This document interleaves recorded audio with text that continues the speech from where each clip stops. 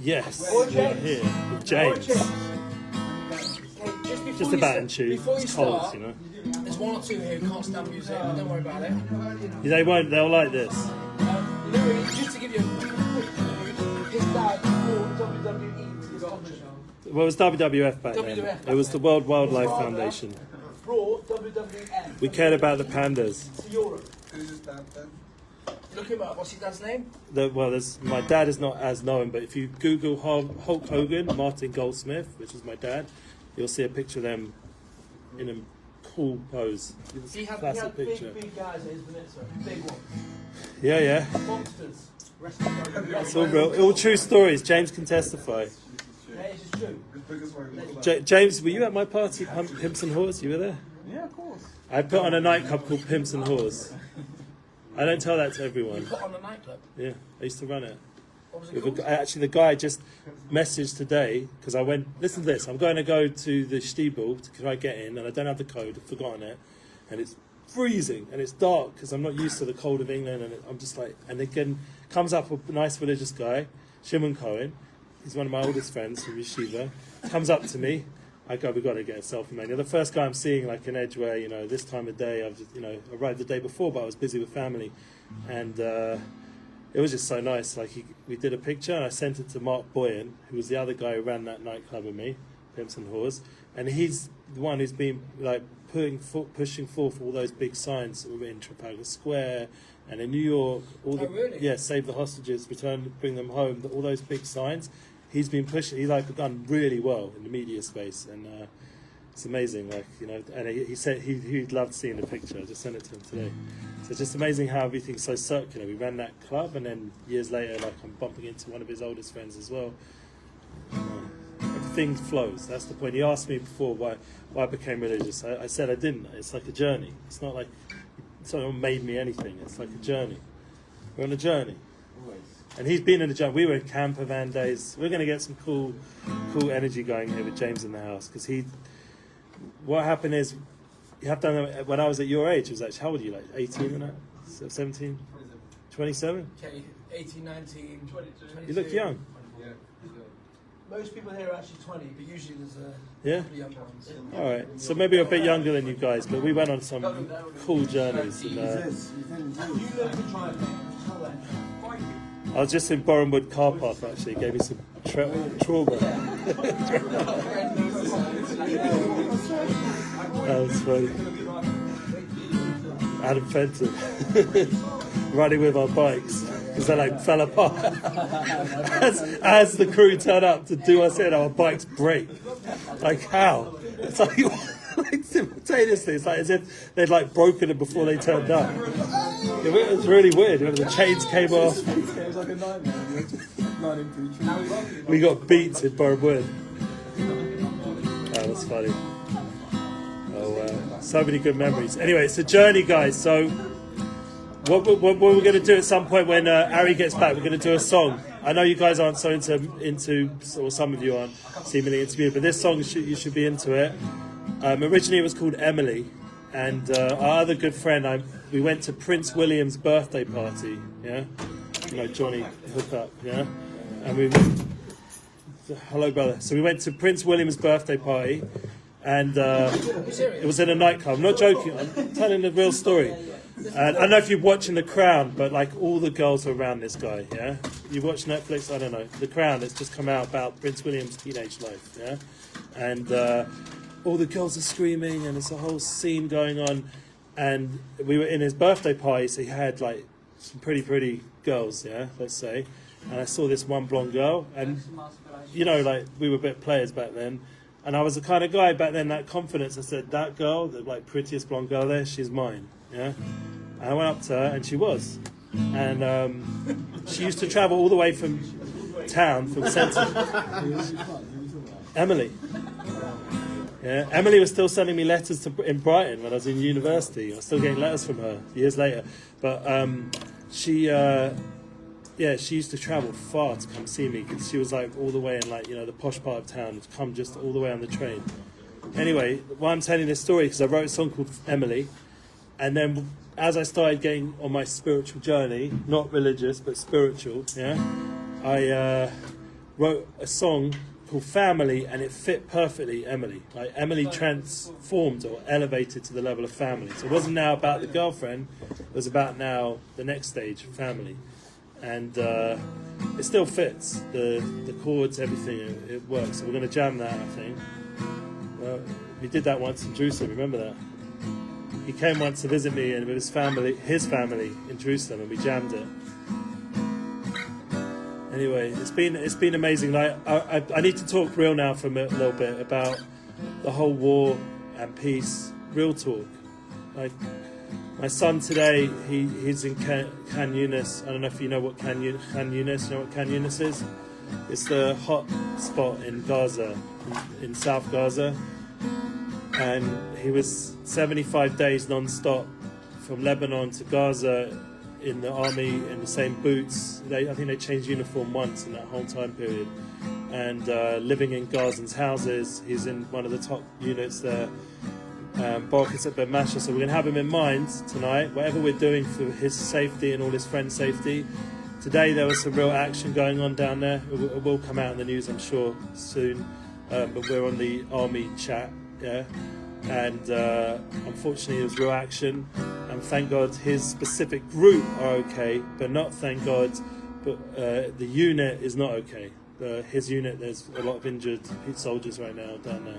It's got really heavy. It's been a really dark day today down there, apparently. So even though there's a lot of miracles going on, that my son and his unit are well, but we have to have in mind all those souls that it's not well. So crazy days, you know. I come to London and like one of my uncles drove all the way out from Bournemouth just to come hear about what's going on and reconnect. Because people really care about family when it comes down to it, especially in this kind of situation. And even if there's different ways of viewing the whole situation, in a real way, we have to really talk about, you know, that there needs to be a war on terror, there needs to be a war on evil. Just like I was listening to a documentary on Netflix, and you should check it out, Second World War. They've like brought back to life all the footage from that time period and coloured it in and brought it alive, literally. It's amazing. It's only 6 episodes, and it's, if you want any like insight to what went on there, it's a really profound, powerful way of watching it. And you hear Winston Churchill, you know, saying, and Roosevelt was sort of following in his footsteps. So Winston Churchill saying that there's no like room for any mercy in this situation, which is, you know, which is hard because the world wants to have compassion on people, which is a good thing, and the world's got to a point where it does have compassion, and there is much more inclusivity and acceptance. But at that time it was so clear, oh amazing, we've got to go on, that there had to be full-on attack to the enemy, because it was a fight against evil. It was a clear fight against evil. And even though civilians and things, you know, there were price to pay, there was a terrible price, hundreds of thousands of Germans were killed, but they had to win that war. And you know what happened in Japan was a bit more complicated with the nuclear bomb, but nevertheless, like, there had to be victory. It was a war with evil that time. And in some ways, like, the terror organizations are a war with evil. We're fighting them, and it's not just in Israel. If we don't deal with it in Israel, if we don't get it right there, how to deal with this threat, then it will spread worldwide, and it already has on some level. So we have to really shut it down right now, like the power, the influence to create negativity in the world. And you know, the freedom for the people and all that stuff will happen in the right way, not from terror organizations. It will come from the right agents of goods, people who truly care and don't take the money and corruptly use it, etc., etc. So we're at a very serious time, and my son being out there, when he came back from the only Shabbat he came back in almost 3 months, he came back to our house, and he, you know, you have to understand, he's coming in fully armed. He's got like, you know, I don't know if I sent you any pictures, but he's got like all his bullets, and he's got his huge gun, and he's got all his equipment, and he's putting it all down, and ended up on my bed, and I'm like looking at this crazy stuff. And you know, during this time period, my wife even had to get armed because she's a Magen David Adom volunteer. My son said to her, based on intelligence, you have to be armed if you're going into Arab territories, because Magen David Adom have no discrimination. They help everyone. They help Jews, Israelis, Arabs, Christians. Makes no difference. There's no denomination who they help. And so to her credit, she'll some days be with Arab drivers helping Arabs all day. But she has to be armed. That's what the intel said. You have to be armed if you're going to be inside, but they're not going to provide it. Magadam Adom's not going to provide it. So I didn't know what to do, so I asked around a few friends here and there, and thank God a few guys in Brooklyn helped me. I mean, I ended up paying out most of it myself, but we got hold of a gun, and one of my friends in London actually helped towards a safe, and she's armed now when she goes out and does her volunteer work, and it's been a crazy few months. So my son finally comes home for one Shabbat, and one Shabbos, and is like lit up. He's not like, messed up, traumatized. He's lit. He's alive with energy. He hasn't had a phone for like 75 days. He hasn't touched a phone. No phones. Yeah, if he got on a phone, it was like borrowing a reservist. But imagine like no TikTok, no nothing. He's like cold turkey from a phone, and he said it's one of the best feelings he's had. Like he felt alive, and 19, how old is he? he's 19. Yeah. And he also had such crazy stories, first-hand things, like all the stuff you've seen in the news, pretty much, not like everything, but the big major moments, like finding those big tunnels with the jeeps going through and all those big moments. He was there. It was his unit finding those big tunnels. It was his unit finding a lot of paraphernalia that proved, unfortunately, they're brainwashing the kids in majority of the houses that he went to, to hate Jews, anti-Semitic materials, Hamas uniforms in many of the houses, constant weaponry, even finding some of the hostages stuff, because that's why they go to house. He slept in houses night after night after night, each night a different house, because they have to go and check out the house if there's any terrorists there, if there's any hostage evidence there. And they found a passport from a Thailand guy, they found a bus pass from an Israeli. Like, it's real stuff going on. Like, he's encountered Hamas a bunch of times, and one of the worst things is they capture the Palestinians. They force them to stay, and they use them as human shields. And one of the worst scenes he remembers was them walking out of the house with babies wrapped around them, the Hamas guys, so they wouldn't get shot. They were properly using them as shields. Like no other human being would do that. That's crazy. And he's been in situations where bullets are flying over him and he's down and he can't move, and his unit have to figure out how to get him and a few of the other guys who got caught in the fire, how to get them back into a safer place, into a house. He's been in those life and death situations already. Unfortunately, many of the people in the larger unit have been killed. His specific group, thank God, Leonora, 20 of them, they've all got through so much. They've now recently gone up a few levels and they've joined on with higher level units. So that means they're going after the heavy guys, and they're also guarding a lot of tunnels down there in South Gaza. It's heavy stuff. And having him home and hearing firsthand all this, it was overwhelming. I was listening to a class of Rabbi Shlomo Katz, where I live now, this rabbi there. He's a very special person, very beautiful community in a frat. And by the way, when I turn around, I've got an army around me when I go pray, yeah? Because everyone's armed to the teeth. It's crazy. I personally don't have a gun, but most of the people where I live do.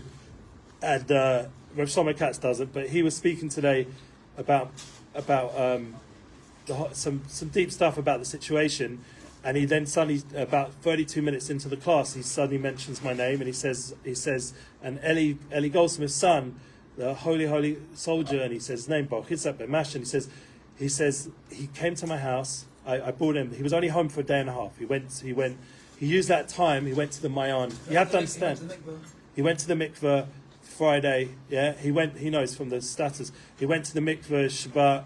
He prayed, he ate with us, he told stories, he had to pack his bags and leave as Shabbat ended. It was crazy, the time frame, and yet he still found time to come meet with different people in the community. So we took him to Rosh Shlomo Katz. He walks into the house. Now, this is the first time he's having Shabbat in a few months. He walks in, and the light of the house blinds him. He's tripping from the light. That's what the rabbi said, and he was. There was a good language he used. He was tripping from the light. Because he'd been every Shabbat till then using glow sticks and being quiet. Like one of the craziest scenes he sent me was a video where you can hear him making the blessing on a menorah, and all the soldiers are there, and they're getting more and more into the blessing and the prayer you say as they're lighting the menorah, and this energy, this tension, because suddenly all the captains are shh, because if they hear, a missile will come flying into their house, yeah? You can't make noise, you can't bring light, you have to do it in closed windows, blackened windows, you can't make known where the IDF are in Gaza, the security risk.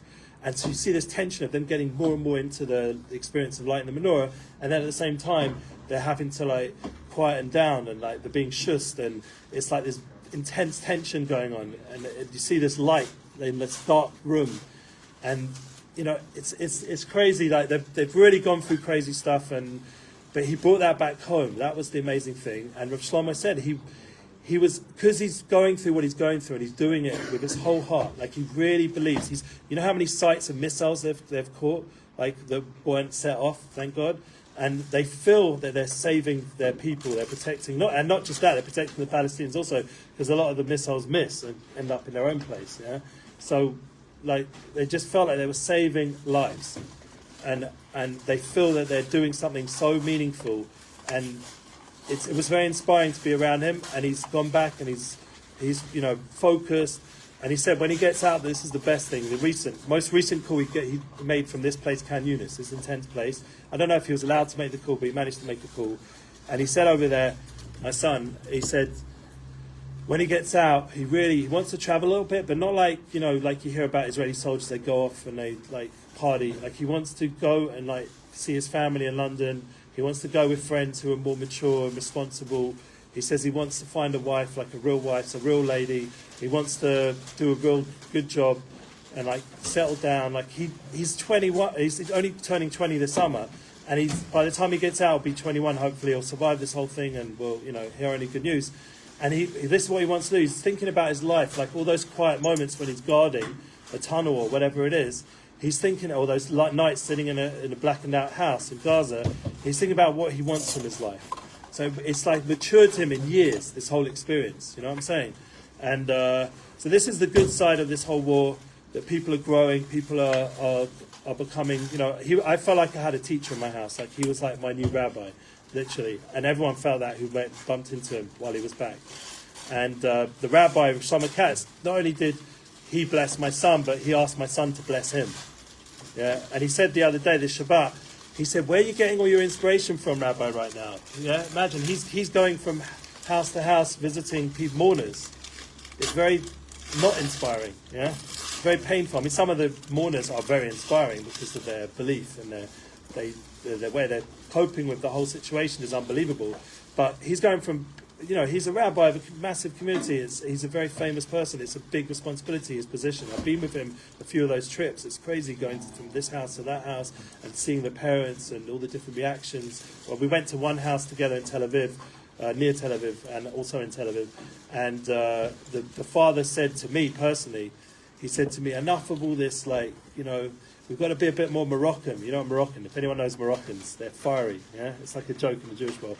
They're right Moroccan. You know what I'm talking about? He said the Israeli needs to be a little bit more Moroccan now. This is like serious because he just lost his daughter in that festival. So he's not going to be like, yeah, let's all hold hands and dance kumbaya. Like people aren't talking that way. It's very emotional. But one of the beautiful things of Shlomo, what he's done, he said we can't get overly emotional. We've got to always bring it back into our value system. We've always got to bring whatever emotions are feeling back into our value system. Anyway, when we were speeding back from Tel Aviv, the sirens are going off. It's a crazy experience. You're on the roads and you see everyone pulling over and getting out of their car. So I looked over to see what was Shlomo, because the driver was wanting to see what Shlomo wanted him to do. What did he do? He said, keep going, and we just sped along. But it's an intense thing, like everyone's pulling over on the side of the roads. And he had a close situation where he pulled over on the side of the roads, and where he pulled over was an empty field, and the Iron Dome doesn't detonate the ones that are going to land in the Amok and Patur, in an empty space, and it came and landed where he just parked, right next to his car, and he flew from the explosion. Yeah, his car was okay, he was okay, but it was a freaky moment. He came to shul the next day, freaked out, and made a blessing on the Torah, obviously, and thanking Hashem that he survived that. But it's pretty crazy. It's been intense, like a few months, and right now it hasn't got less intense. People think, it's already been going on, whatever, but it's been intense. So last time I came and spoke more about, the Clubhouse and all of that, I tell you what, this place is amazing, because the real war is by all of us. This is what I'm trying to say to everyone in London as well. We're all part of this war. The soldiers feel your prayers. The soldiers feel whenever you control yourself to not do something that's going to damage you or a family member or something, or going to damage yourself. Whenever you control yourself a little bit of self-restraint. As Stephen Covey says, you want to know what the key to happiness is? Self-constraint. Who would have imagined that? You think this key to happiness is a penthouse, a lot of swag. He says the key to happiness, and he had money, that guy. He said the key to happiness is self-constraint, because then you feel like you're a master of yourself. You're in control of your drives. You've got some self-respect. It leads to a lot of joy, that feeling of accomplishment. And anyone who holds back on something right now that could damage them or themselves or others, that in a way is another merit for the soldiers. You have to think that way right now. Like, we are protecting all those people out on the front. Every little thing, every little good thought, every little prayer, whatever small thing it is, has a positive effect. And the soldiers are feeling it. As my son said, when those bullets are flying over him and he was on the floor, and the guys around him, his team, because they all worked together, they were securing that he should be able to get out of that situation and make it into the house, because they're working together as a unit. All your little bit more unity, your little bit more Clubhouse action, being together with Nuki and everyone else, that led to him having that protection. If it wasn't for you guys, he wouldn't have got that protection. You know what I'm saying? You feel it. Yeah. You got to feel it. It's also mutual the other way. Like, they're doing for you also. They're literally protecting you from terror spreading worldwide.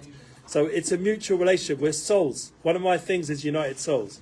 Like, I really felt that with James, and when we were kids, that was one of the moments that really changed my life. That there was such a soul connection between our crew, even when other people came along, but it wasn't like the same kind of... You're always going to have those special souls in your life that you really bond with.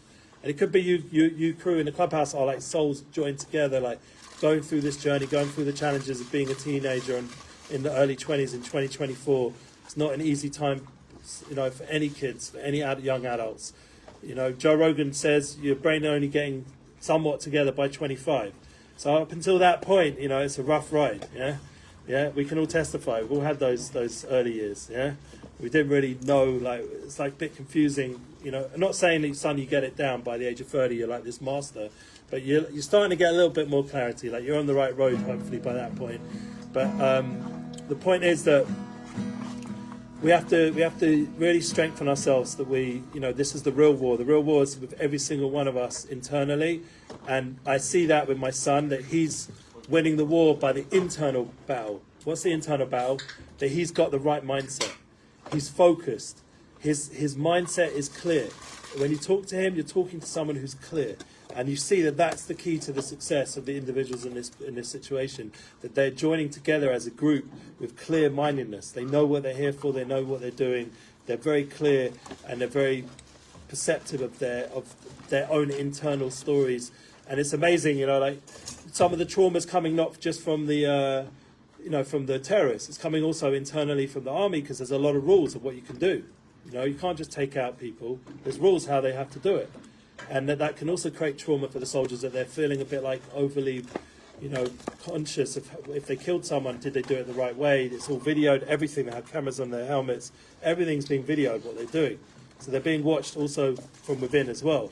So it's like a tightrope. They're walking this narrow bridge the whole time. I just saw like an Instagram video today. I don't know, it caught my mind.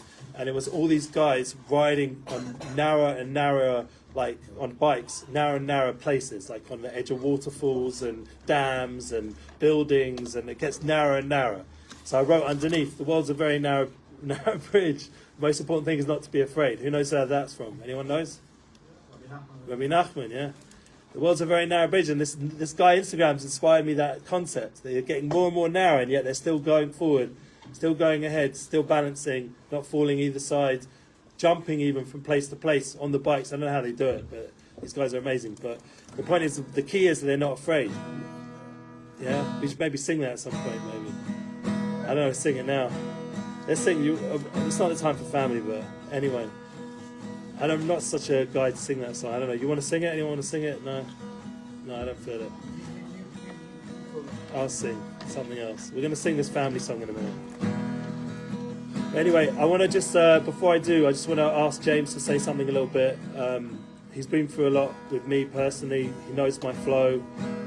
And he's also got his beautiful flow, his amazing journey from graffitiing in my room in Edgware to like having this creative empire that's inspiring so many other young professionals to use their creative talents. For me, it's one of the most inspiring journeys I've seen by anyone in business, because not everyone gets to do what they're passionate about, and he really is. So You know, he gets to talk about it publicly. I've seen it, heard it.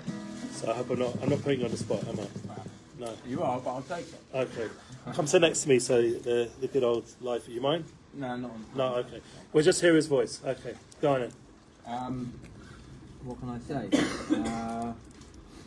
I think it's really important to find what's inside, which makes you feel alive, kind of like what you're saying, and trust that instinct and intuition. And yeah, I was definitely someone who didn't know what I wanted to do, but knew I always had creativity in some way, shape or form. I learned to play the drums, and I got really interested in graffiti and music and bands, and just kind of went to university to study music and art, and started a project which I did as my final degree show. It's about connecting people to art, it's about making it more accessible to people, thinking about it from being an artist, but also being someone in the world who finds it like quite alienating walking to an art gallery or feeling quite intimidated by that whole thing. And yeah, that project I've continued to do for the last 20 years, and like I've done a recent project around here at Wembley Stadium, and they're building the new stadium. They needed art on the walls, and through a serendipitous sequence of events, I had a picture of one of my pieces was on my mum's wall, and I think it was a cousin came over and saw this piece on the wall, and he was in business with an ex-England footballer, and he knew the then CEO of Wembley Stadium, and he saw the picture on the wall. He's like, they're going to need stuff in the stadium. Do you want to get involved? Do you want to like have the opportunity to meet this guy and tell them about what you do? So I was like, yeah, 100%. That's an opportunity I can't turn down. And for everything I had, I do this with a friend of mine, a very close friend of mine. As soon as I graduated, I was like, you need to come with me on this journey. I've got an idea. I think it's going to be something interesting.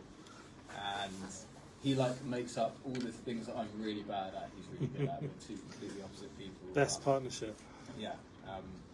And I wanted to go on the journey with someone else as well. Just thought it would be more fun, and you know, I could get more done. I didn't think I had it in me to do it all on my own. Anyway, so we pitched for Wembley Stadium, and we put everything we had into this presentation and this proposal, and at the time we thought it was the best thing ever. But it was, and if you look back at it now, it's total amateur hour.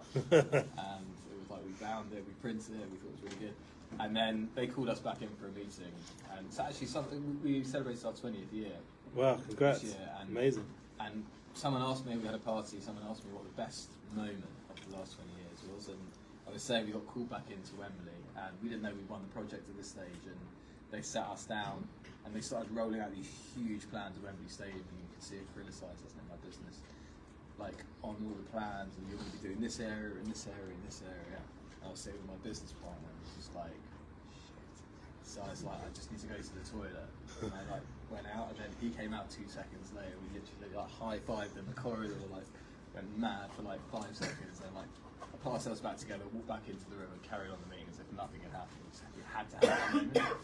And But you're still having it till now. That's the most amazing thing. 20 years later. Yeah, and the only thing that I know, because I really genuinely know nothing about business, really know nothing about anything other than to be present. I think the entire journey has been about being in the moment and figuring it out in that moment and taking a step, and then that step leads you to the next moment, and you know, using what you've learned from your experience, you kind of just make a play, whichever play feels right, trusting your instincts and intuition.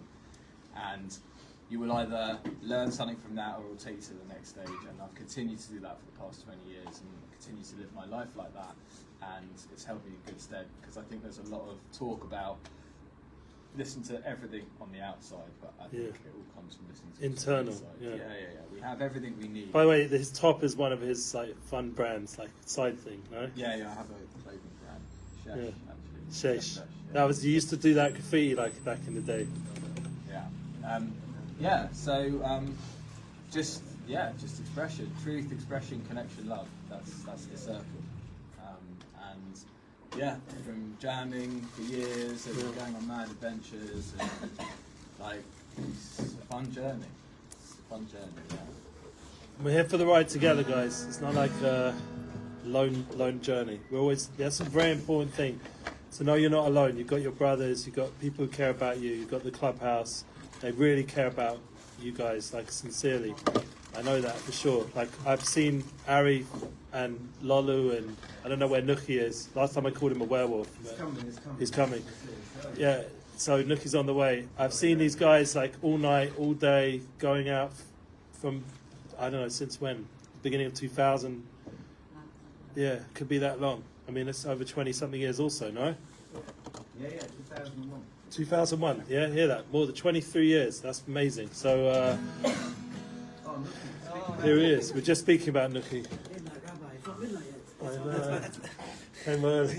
Midnight Rabbi, guys, you know what See it you, is? It's Midnight Rabbi. Do you remember him? Yeah, perfect. We left the chair for you. We're going to jam a little bit. Yeah. By the way, I'm not really jamming so much these days. My business is more booking others to jam. I have a Unity Bookings, I have Unity Marketing. It's all about helping others shine, promoting other people's music, talent, speaking. But nevertheless, I still think I remember the words somewhat. So this is a song that was originally Emily from Prince William's birthday party in the 90s to Family in the 2000s. We need it more than ever to be with family. I just actually had all my music deleted. There was a whole story that the guy who paid for the distribution, the card got reported, whatever. So it was a whole story. My music came down, and I just decided I've got to re-release this. So I'm slowly re-releasing all my tracks one by one. And this week I released a week before I came here, Family, this song. So it's back up on Spotify, thank God, and YouTube. Apple Music, whatever you use. Family, Ellie Goldsmith, that's the name of it, if you want to find it. We've been considering all of us without the essence of simple trust.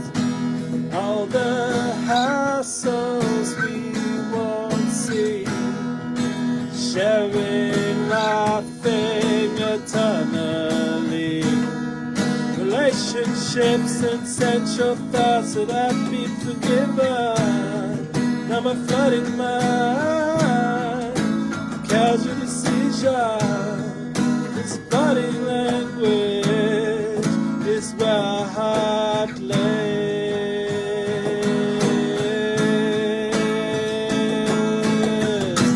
You never see us now, family. You never see us down. You never see us down, family. You'll always be around,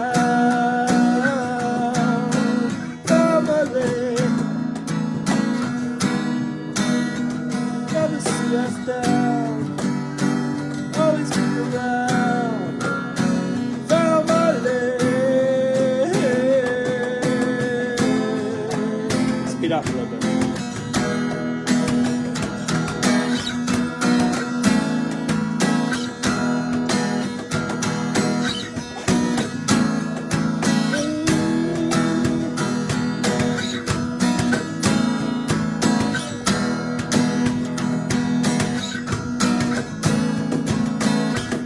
Come to the next part.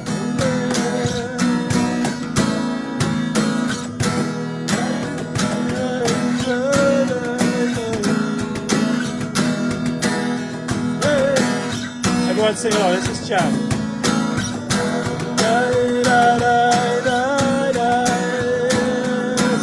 Let's make some noises, man.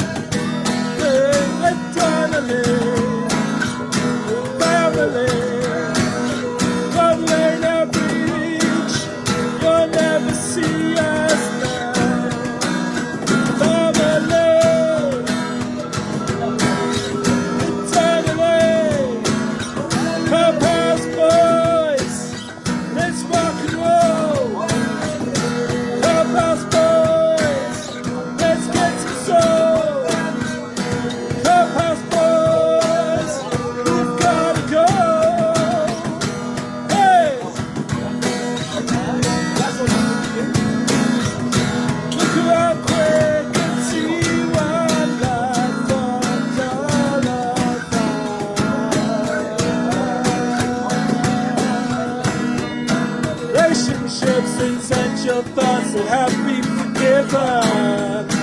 burning mind of casual decision.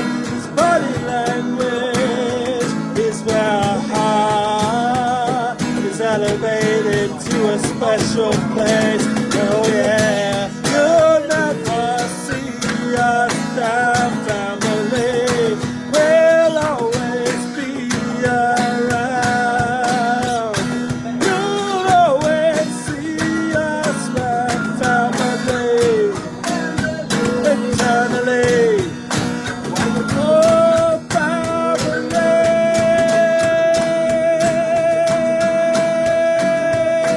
always be around, family.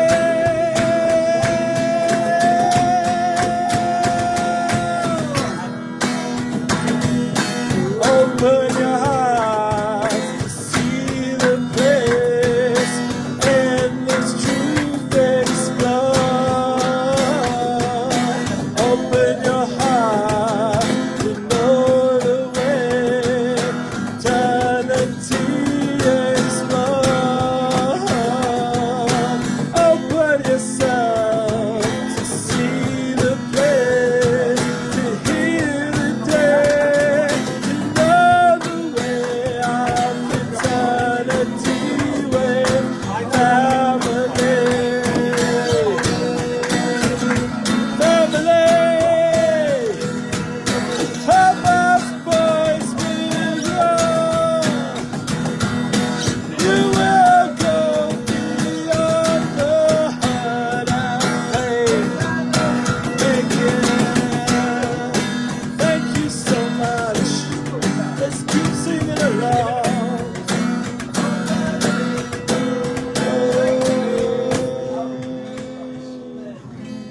Yeah. Woo! So that was fun.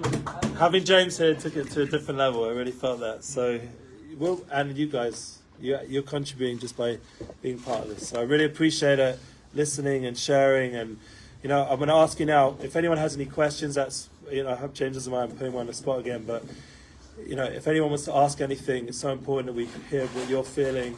You've also got your message. I can learn from you guys more maybe than you can learn from me. So if anyone wants to ask anything or say anything, please. Anybody? Whatever you're feeling, man. Wherever you want. Whatever you want. It could be like, we've got a guy who's really achieved in creative space and business.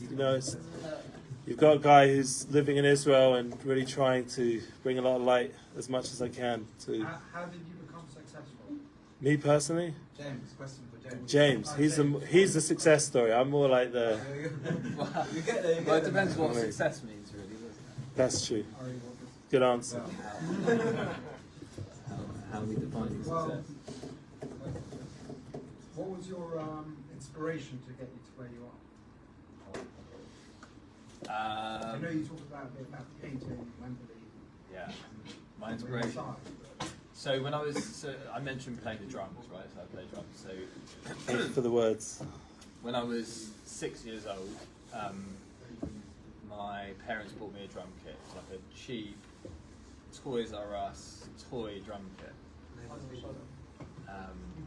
And I remember it took me ages to learn to play. My dad taught me. First beat was Sgt. Pepper's by the Beatles, simple 4/4 beat. Just learning to coordinate left hand, right hand, left foot, right foot, and then I finally got it after practicing for ages, and then that feeling that I got was like the most intoxicating feeling I've ever felt in my life, and I think that I've been chasing that feeling ever since everything that I've been doing. It's all about that, and that feeling was creative expression, flow. It was almost like I was just a vessel that was coming through me, and I wasn't even doing it. And like that tapped me into something which I didn't really understand. But I think where a lot of where all our creativity comes from is like sort of beyond, and we're vessels for it. And so the thing that inspires me, or the thing that drives me to do all these things, is to feel that feeling. And it's like when you're in that space, and everybody will appreciate and understand that feeling because we've all had it before. Like you're not trying, it's effortless, time is like non-existent, you almost like transcend the everyday, and you go somewhere where it's just so pure and so real. And like, if we can all get to that place, that's a beautiful place to be, and I think we're all the highest expressions of ourselves. That's where real peace is. Imagine if no one would become a terrorist if they're experiencing that kind of.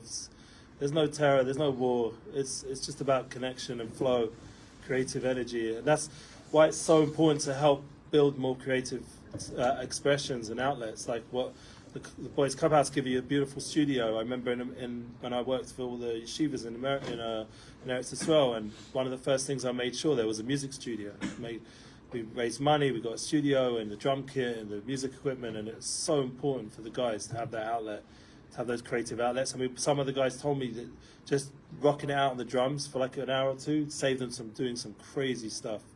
They just get all that emotions and that pent up feelings into the drumming, into the rhythm, into the motion and schwitz. They just, it's great for the body, great for the soul, and they're just schwitzing on the drums. It's, whatever it is that does it for you. Do it in sport, do it. You have to be creative in how you're doing business, creative how you even present things, that's one of my things. And right now we're going to be faced with a new challenge, or artificial intelligence. For example, for my marketing company, I've got like some really good feedback about my posts recently. And I said to them, I just want to be straight. It was from AI, yeah? I just went to ChatGPT or whatever, Plus or 4, whatever one it was, and I said, give me this and this and that. It gave the right prompts. I got an amazing post. They said, you write so well. I said, I don't actually write well at all. I said, the post came out like professional, crisp. So what's the answer when you're going to have all this stuff done for you? Like same with even image generators now, music generated. It's going to, it's going to go into the art space as well. And one of the things we've got to figure out is how to bring it back to being not artificial intelligence, but authentic intelligence. Take the same initials, AI, and bring it into authentic intelligence, where it comes, as we're saying already, the internal flow. That's going to be the solution to the whole technological revolution that's going on, that it shouldn't get out of control. They always talk about on all these things, government regulations, all this kind of stuff.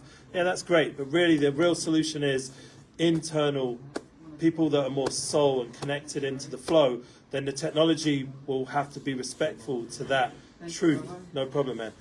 You're not going to get it from outside. You're not going to get it. AI is never going to be able to come up with that kind of authentic intelligence, that real flow that we're talking about right now. And that kind of feeling, that experience of soul. It's not going to come from there. So that's always going to be the difference. And it can certainly, in time, learn exactly what the people are looking for. it can imitate it, but will never be the real thing. Will never be the real authentic flow. For those that are listening, 95% of the people and population wouldn't know the difference. Deep down, they'll know. That's what I believe, that people have self-knowledge, and people, when things get so crazy and artificial and fake, then they're even hungrier for the real thing. They become really thirsty. Like, I've seen it in the Jewish world, Torah world. I'll be honest, that we know this, Ari. Like, he's in the educational space, and you see more than that, more than the educational space, because it's a whole, what the Boys House Clubhouse is like a whole nother thing. But in terms of the space of having to deal with that space, one of the beautiful things that Rabbi Y. Jacobson says, that our generation are souls of truth. We're not going to accept the old system that was. We're not going to stand for BS. Excuse my language.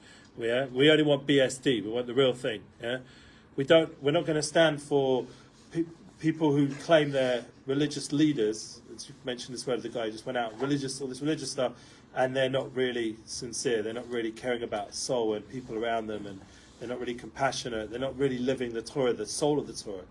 Why the other day was crying on a podcast about some of the questions that people are asking in the Jewish world. It shows such a lack of compassion and soul, like basic menschkeit Jewish ways of being. It's like, what is going on with these people? Another rabbi, Rabbi Asher Weiss, he said they shouldn't even be leaders, some of these people. He said they should quit being leaders. I've got it. It's a famous recording gone around. What kind of questions came up?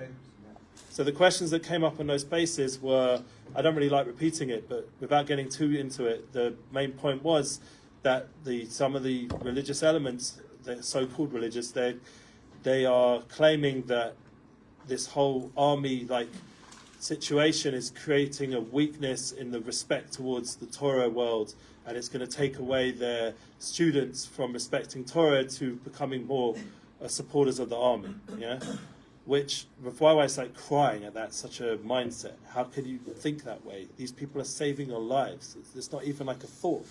And you're so insecure. He said they're so insecure that if you're really insecure about your journey and your spirituality, you will never be threatened if a different path is getting more recognition right now. You'd be like, respect for them, because everything I'm doing is about strengthening those people also. Like, I'm not insecure. What are you talking about? So he was very strong on that point. And I think they felt insecure when reformers singing no, I don't. I mean, the Chossam Sofer, for example, who was the strongest against reform, who was so strong, his approach, I don't think it came from insecurity at all. It came from such clarity. So that if it's coming from clarity, then it's a different thing. But for example, the idea of having confidence, once again, it's an internal thing. You're not going to get the reassurance from outside. Like even like now, like Baruch Hashem Ari's just been like got to this MBE. It's a big thing, and it's a big up to Ari. Yeah, MBE deserves it 100%. Everyone should feel. But at the same time, I really don't feel like even if it's going to be on his email signature for the next 10 years until he gets his CBE or the next one up, or Sir Ari. Yeah, we'll see it. Yeah, but that's only in order to help everyone respect the clubhouse that little bit more. Not that he needs it, but just that little bit more. And that little bit more make a little bit of difference in this world. You have to be real, yeah? The letters help a little bit, yeah? That's one of my issues. I'm not so good at that. The whole presentation system thing. You have to play the game a little bit. But at the same time, it's not what's going on here. That's not what it's about. I never felt that. And it was like, when I heard about it, I was like, it's like a side thing. It's not like the clubhouse is about Ari, becoming this hero. It's about you guys all becoming heroes. And Ari's helping that happen. And, it's amazing. The realness of it, we know what it's really about. And because we're here firsthand, we see the realness behind it. My uncle, he got awarded, I think got a CBE. And it was a big deal, in the family. And my grandma was so proud. And she got to come to the ceremony. And, it was a big moment for our family. And there's a picture recently of my father standing in Camden. And this is big respect to my father. Like, his brother's got a lot of public acknowledgement for everything he's done. And my father's standing there looking like getting nachas. Like, not jealousy, nothing. Just nachas, pure nachas. His brother's getting awarded with the Walk of Fame on Camden. I think they have all these like different rock and roll tributes on the street there. And so one of his mates wrote, funnily enough, it was actually one of the famous musicians there. I don't remember which one it was. One of the famous guys, like, what's such a big deal? It just means he's now got his name on the floor where a bunch of people are going to walk and piss and all this stuff. They're making fun of it, the musicians. But, it's just a bit of banter amongst friends. But the point is that we have to realise that what made my uncle, for example, successful as well, if I want to quote him, is he had two principles that he's told me as well. And I was arguing, I sent him a message today. I said, in my opinion, the time is now. But I want to get active in certain things to try to get him moving in the space that, I feel like Jewish people need as much support as ever right now, more than ever. So I said to him two things. He needs to be, he said to me, and I said back to him, now's the timing. Honesty and timing. Honesty, you have to be honest with your people, and timing. That was his two principles that led him to so much success in that business, because you're dealing with people that a lot of management or promotion people are not going to be honest, because you don't want to upset the star. It's hard. They get a lot of yes people around you, a lot of you know what I'm talking about, everyone's complimenting them and saying how great they are. But comes Harvey, and he even had a show about it. Did you ever see that on TV?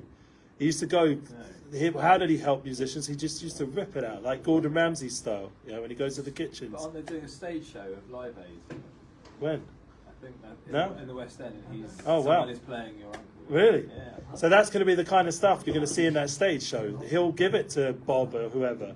He's not going to be, honeycombing and sweetening everything. He's going to say it how it is. And in that business, you have to be a little bit more to the truth, to get the message over to these guys that they need to get their act together, because they're bumming around being where the art level, the creative space has gone too far, but they're no longer balanced and focused on what they need to do for that night, for that show, for that event, for that album, whatever it is, or that tour.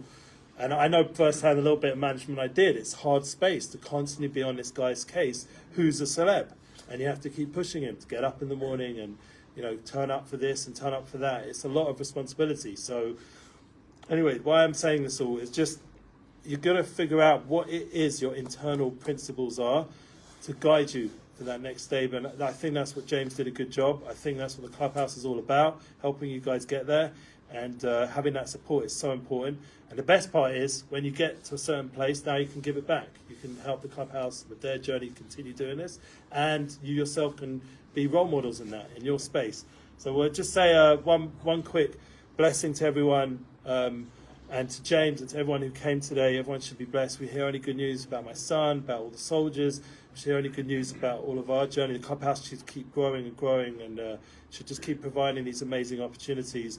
And we know from this week's Parsha, you know, there's miracles going on in Egypt, and everything that happened to the Mitzrayim that was smashing them to pieces was healing the Jewish people more and more. So realize sometimes the darkness that's going on out in the world is about bringing out a deeper light of healing. And even though it's hard to watch the pain outside, you know, my parents took me to a film. I don't usually go to movies, like, I'll be honest. I went to see Oppenheimer. I don't know why, but that was just not normal. But I went with my parents. They took me to this movie tonight. What's Anthony Hopkins? Yeah, was the main actor. It's called One Life, I think. One Life, yeah, One Life. That's the whole concept of the film, because every life, it's a quote from the Torah, basically. You save a life, you save the world. Yeah. So that was one of the main lines in the film. One life. It's called One Life. Save one life, you save the whole world. So he saved this guy. He was a Jew, but he was like not so Jewish, but he still, nevertheless, was a very special person. And he saved 693 children or something from Czechoslovakia. And it just came out now, and I was crying, honestly, the whole way through, because I felt like what's going on here, and like when I think of, say, Daniel, you know, our good friend Daniel, unfortunately Oliver Sholem, you know, I don't know if any of you guys knew Daniel. You knew Daniel Burrell? So Oliver Sholem, like, he's one of the guys who was in here, and we were in yeshiva together in Israel, and, you know, from back in the day, and it's very, like, overwhelming to think about his journey and all the other boys that I remember when I worked for Neve Sion, going a few times to Beit Shemesh to watch these guys get buried at such a young age. And you save one life, you save a whole world. And this guy now, by saving those 600 people, he's got thousands and thousands of people alive because of him. Thousands. Because it grows, you know, they have children and they grow, and you know, we have to understand, and not just that, one of the things that hit me so powerfully in this movie, and it's so amazingly acted, is how each person is their own world, literally, and that was the whole painful point. He couldn't get over that he wasn't able to do more, and that's really the kind of feeling we need to have. I always have that image of the Lubavitcher Rebbe, or like Moshe Rabbeinu in Egypt. He was fighting with Hashem, like, I want to get these people out, save the Jewish people. He only managed to save 1/5. 4/5 were stuck there. Yeah. So I said to Rav Orish, I'm going to end off with this question. A question I had to Rav Orish. This was my last point. Yeah, I traveled for many years with Rav Orish to America, a holy rabbi in Israel. I worked for him for about 5 years, and I asked him on this plane ride to Miami. I sat next to him, and I said to him, "What's going to be with the 4/5 in our generation?" Because they say whatever happened in Egypt when the redemption then is going to be the same now. So 4/5. I'm the 1/5 from my family. I don't want any of them stuck in this crazy world, it's like in the dark aspect of it. I want all of us to get into a good place, like the way James is describing, that when you're in that flow and that positive space, like, you know, unfortunately when you're not tuned into that, you can get caught up with all kinds of craziness. I want all the people to get out of this darkness that's going on, where people are in pain and, you know, suicidal, and all this dark stuff that's going down with the drug addictions, the internet addiction, all this distraction and pain. So I want all of our people to be able to escape that restrictive. That's really what Egypt was about. It was this place of restriction and pain, and we have to be able to overcome that through tuning into the soul level. That's the answer. And these 7 habits, these 7 commandments, these 7 ways of values, ways of being that happen in this week's Parsha, 7 plagues, and the next week the other 3, and the full 10, this idea of binary 1 and 0, 10, these ways of tuning into the true blueprint of what soul's about and what's going to give salvation. That kind of energy that's going on, I want everyone to tune in. So I said to Rav Orish, what's going to be like? So he said to me, he said, don't worry, everyone's going out this time. It's not true. Why? I said, but it's, you know, they don't seem so interested. You know, they're more interested in their holiday to Spain or whatever. So he said to me, no, that everyone's going out. Because everyone's nowadays involved some way or another. Everyone cares. You see now with this war, everyone's caring about the situation. Everyone's waking up. And not just the Jews, the whole world's waking up. You know how many non-Jewish people we had come to Israel, like cowboys came from, where was it? Iowa. And there was a few other places that came from, and we have Druze who are very close. And, you know, there's so many types of people waking up to the situation where they really feel this need to like help support the message of soul and not this message of terror. And this is like what we need to tune into, and this is available more than ever now, this clarity, and we have it within. It's happening. This revolution's happening. This soul revolution's happening. As much as the world seems to get less soulful, the more soulful we're becoming. The fact that the teenage culture now won't accept, you know, they're not going to, even my own son, he's not going to talk to me like I talk to my father. If I spoke the way he spoke to me, my father would have given me but it's because he's such a truthful person. So he won't stand up for my BS. So it makes me a better person by having a son like that. The souls of the generation just getting more and more pure, more and more refined, more true, more real. And that's going to help us become more real as parents and tune into their light. They have I just gave a whole session last night about all the things I'm learning from my kids. I spoke to this like breast of crew in Edgeway, you saw the thing. I just spoke about all the stuff I'm learning from my son in the army, my son in yeshiva, my son in Beit Sefer, my son who just flew to Uman with his own money that he worked so hard for, to the Ukraine and this place and that place. I spoke about my kids because they've become like my own teachers, you know. So look at your people around you as guides and lights and all the things they're teaching us so much. You know, I have a friend like James. I just get so much inspiration. So it's just amazing. And you have people like that in your life. Surround yourself with people that inspire you, that add to your own creative flow. And if we're all doing that, it's going to be happy days coming up. Happy days, amen. Amen. That's it. Okay, good times. Thank you.